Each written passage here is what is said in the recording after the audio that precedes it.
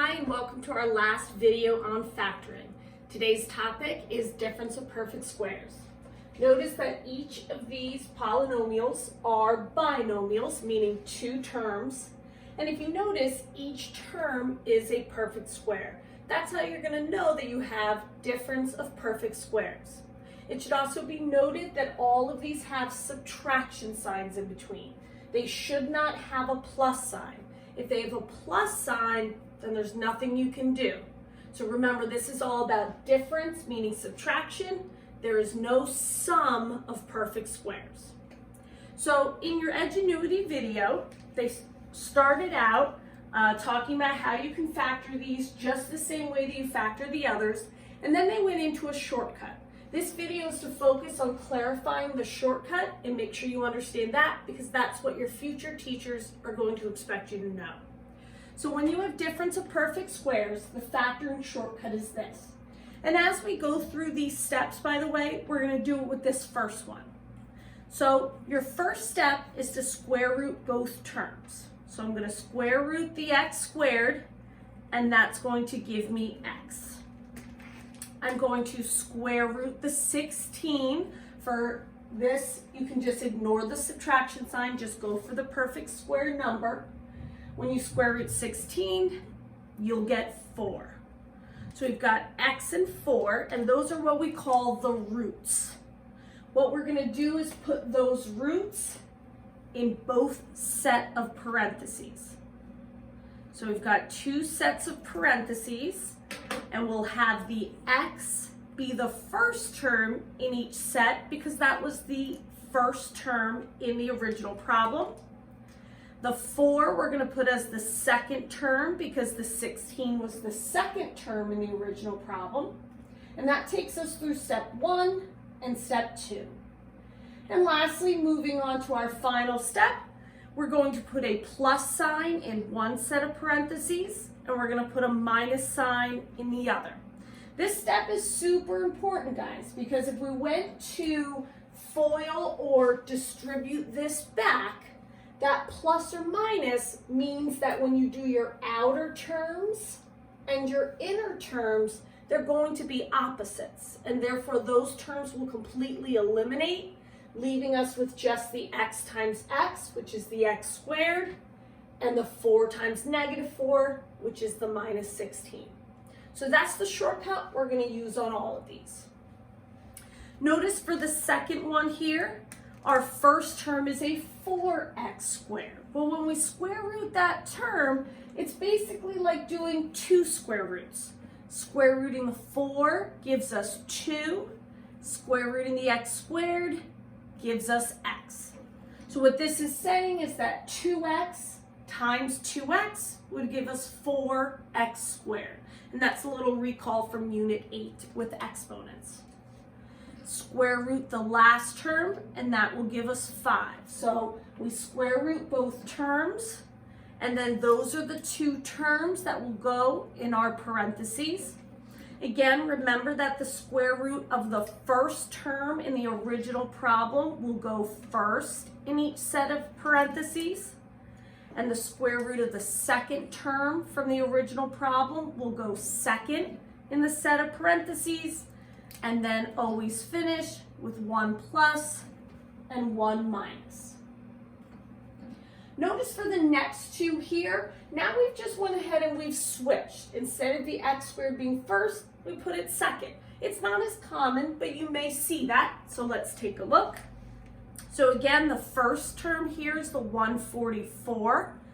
Okay, now 144 was originally on one of our lists, I believe, to memorize. But if you have not memorized, or maybe I'm thinking incorrectly, remember that you could always use your calculator to double check. If you're using a cell phone, depending on your cell phone, you would hit the 144 and then the square root. But know that when you just hold your cell phone up and down like this, you won't see the square root, but if you turn it this way, the calculator will expand and then you'll have a square root button. If you're using an iPhone, it's definitely 144 and then the square root. If you're using like an Android, then I believe you might have to do the square root button first and then the number. If you're using a Texas Instrument calculator, whether it be this one or, un momento, this one, something like this, you're gonna actually hit second and then the x squared to bring up the square root first, and then type in the number. Every device is a little bit different. If you're not sure how to do it based on the device you're using, just shoot me a message or an email and I'll help you out, okay? But the square root of 144 will give us 12.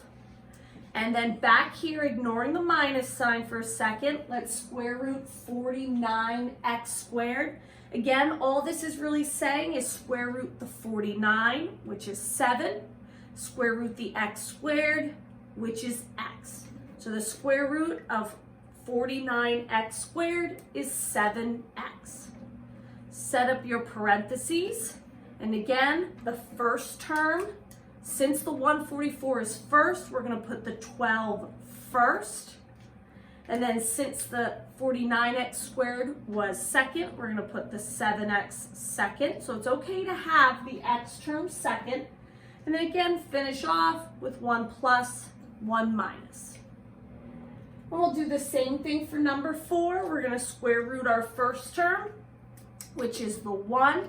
And the square root of 1 is 1. So a lot of people goof that up, okay? Even teaching pre-calc and stuff, I'll see kids not recognize that 1 really is a perfect square. It's just 1 times 1.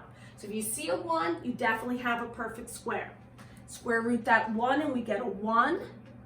Square root the 9x squared. Again, square root the 9, we get 3. The square root of x squared is x. And now we'll go ahead and set up our parentheses. And the first guy that we square rooted, well, that root was 1, so that's going to go first. The 3x goes second.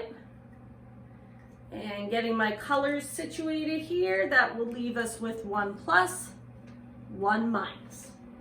So again, whenever you factor a difference of perfect squares, you're going to end up with the same exact pieces, but one will be plus and one will be minus. In fact, if you remember from Unit 9 on Edgenuity, this was one of the things they wanted you to recognize, that when you had 2 sets of parentheses, 2 binomials, same exact terms, 1 plus, 1 minus, it will end up giving you a product of actually only 2 terms instead of maybe 3 or 4. Now these last ones look a little goofy because most people don't recognize them as difference of perfect squares. But if we go back to the first section of Unit 10, Edgenuity, we did GCF and monomials. And one thing they wanted you to recognize was what type of monomial is a perfect square. Well, just because these exponents on the x is not a 2 doesn't mean they're not a perfect square. To be a perfect square, you just needed to make sure that your coefficient was a perfect square and that your exponent on your variable was even. Because to square root it, we're just going to cut it in half. So if you take a look at number 5, we do have difference of perfect squares. Remember that this x to the 4th technically has a 1. So if I go ahead and then I square root the 1, that's going to give me 1. Well, when you square root the x to the 4th, that's going to give me x squared. Because if you remember, and here's my little thought bubble, this is us remembering from back in Unit 8, x squared times x squared. But when you multiply things with exponents, you add the exponents. So this would be equal to x to the 4th. So that's why we just have to take that even exponent, divide it by 2, and that will give us its square root. Other than that, on the other side, we've got the 100, square root 100, and that gives us a 10. And so again, guys, setting up our parentheses, the first term that we square rooted, well, that guy's root will go in the first part of each set of parentheses. The second number we square rooted, well, that root will go as the second term, and then 1 plus, 1 minus. The rest are the exact same way, okay? So when we take number 6, notice we've got a 36, so that we know is a perfect square. The square root of 36 is just 6. As far as x to the 8th, well, we're just going to take that 8, we're going to divide it by 2, and that will give us 4. So the square root of 36, x to the 8th, is 6x to the 4th. We'll square root the second guy and get a 5. And now our final answer, set up your parentheses. Our first term is the 6x to the 4th. Our second term is the 5, 1 plus, 1 minus.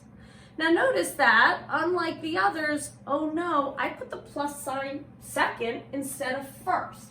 And remember guys, that's okay. Multiplication is commutative.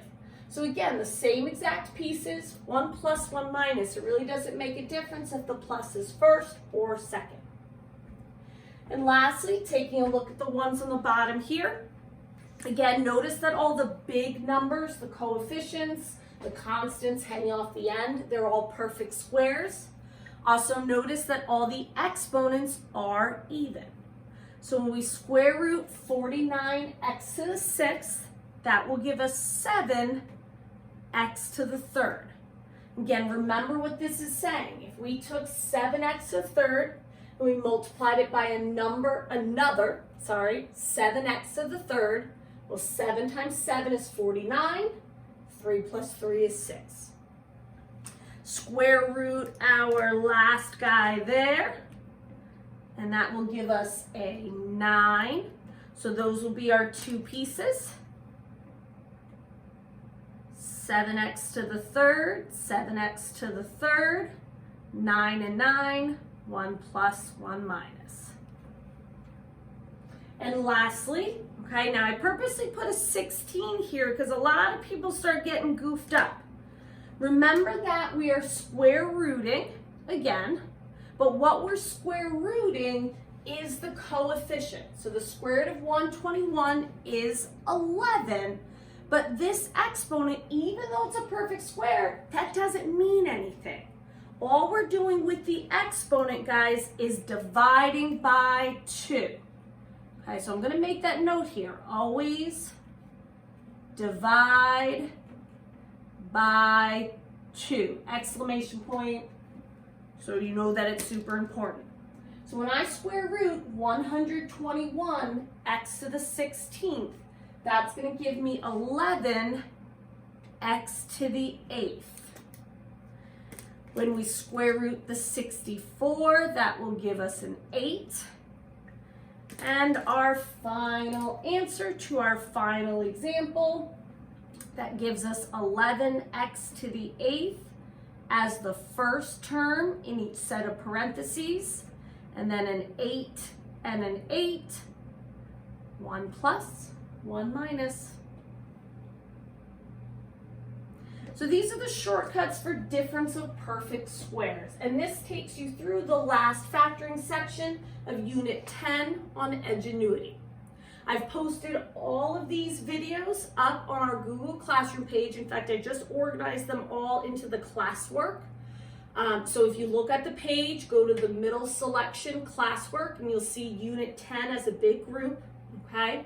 I also included in there a review packet that you can use to help you with the Edgenuity test, and of course the key.